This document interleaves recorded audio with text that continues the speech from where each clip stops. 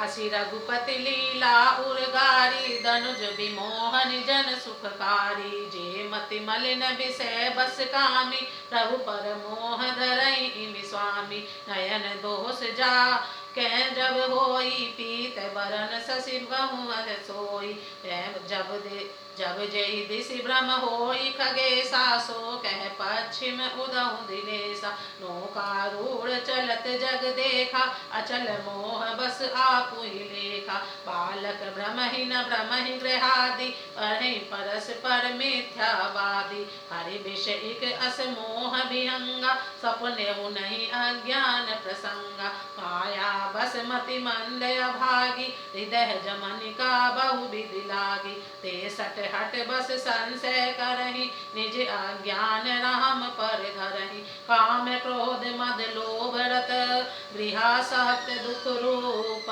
ते किमि जानहि रघुपतहि मूढ़ परे तमकु निर्गुण रूप सुलभ अति सगुन जान नहीं कोई सुगम अगम नाना चरित सुनि मुनि मन भ्रम होई। हे गरुड़ जी, ऐसे ही श्री रघुनाथ जी की यह लीला है जो राक्षसों को विशेष मोहित करने वाली और भक्तों को सुख देने वाली है। हे स्वामी, जो मनुष्य मलिन बुद्धि विषयों के वश और कामी हैं वे ही प्रभु पर इस प्रकार मोह का आरोप करते हैं। जब किसको कमल आदि नेत्र दोष होता है तो वह चंद्रमा को पीले रंग का दिखता है। पक्षीराज जब जिसे दृष्टा भ्रम होता है तो वह कहता है कि सूर्य पश्चिम में उदा हुआ है।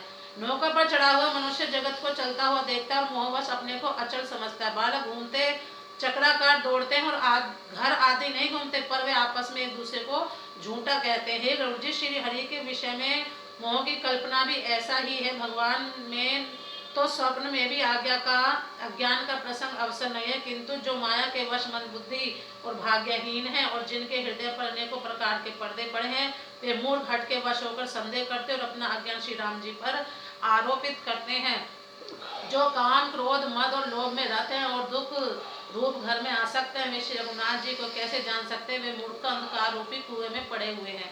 निर्गुण रूप अत्यंत सुलभ सहज ही समझ में आ जाने वाला है, परंतु गुणातीत दिव्य सगुण रूप को कोई नहीं जानता। इसलिए उस सगुण भगवान के अनेक प्रकार के सुगम और अगम चरित्रों को सुनकर मुनियों के मन को भी भ्रम हो जाता है। सुन खगेश रघुपति प्रभुताई कयहु जथा मति कथा सुहाई जय विधि मोह भयउ प्रभु मोहि सो सब कथा सुनावहु तोहि राम कृपा भाजन तुम ताता हरि गुण प्रीत मोहि सुख दाता ताते नहीं कछु तुमहि दुरावम परम रहस्य मनोहर गावम सुनहु राम कर सहज सुभाव जन अभिमान न राखे काऊ संस्कृत मूल सुहुल प्रद नाना सकल शोकदायक अभिमाना ताते करहि कृपा निधि दूरी सेवक पर ममता तिबोरी जिमि शिशु तन ग्रन होई गोसाई मात चिराव कठिन की नाई यद्यपि प्रथम दुख पावही रोवहि बाल अधीर व्याधि नाश हित जननी गणति न सोसि सुपीर तिमि रघुपति निज दास कर हरहि मान हित लाग तुलसीदास ऐसे प्रभुहि कसन भजऊं भ्रम त्याग। हे पक्षीराज गरुड़ जी, श्री रघुनाथ जी की प्रभुता सुनिए। मैं अपनी बुद्धि के अनुसार वह सुहावनी कथा कहता हूँ। हे प्रभु, मुझे जिस प्रकार मोह हुआ वह सब कथा भी आपको सुनाता हूँ। हे ता श्री राम जी के कृपा पात्र हैं आप, श्री राम जी की कृपा पात्र हैं। श्री हरि के गुणों में आपकी प्रीति है, इसलिए आप मुझे सुख देने वाले। इसी में आपसे कुछ भी नहीं छिपाता और अत्यंत रहस्य की बातें आपको गाकर सुनाता हूँ। श्री रामचंद्र जी का सहज स्वभाव सुनिए। वे भक्त में अभिमान कभी नहीं रहने देते, क्योंकि अभिमान जन्म मरण रूप संसार का मूल और अनेक प्रकार के कलेशों तथा समस्त शोकों का देने वाला, इसलिए कृपा निधि उसे दूर कर देते, क्योंकि सेवक पर उनकी बहुत ही अधिक ममता है।